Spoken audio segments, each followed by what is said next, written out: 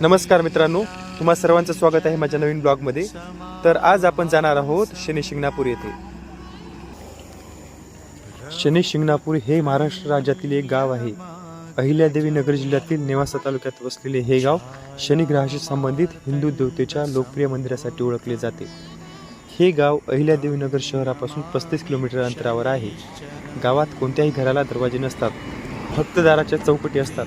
यासाठी हे शिंगणापूर प्रसिद्ध आहे।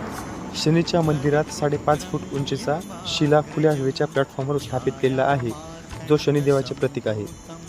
पुतळ्याच्या बाजूला त्रिशूल ठेवलेले आहे आणि दक्षिणेला नंदी ची प्रतिमा आहे। समोर शिव आणि हनुमानाच्या छोट्या प्रतिमा आहेत।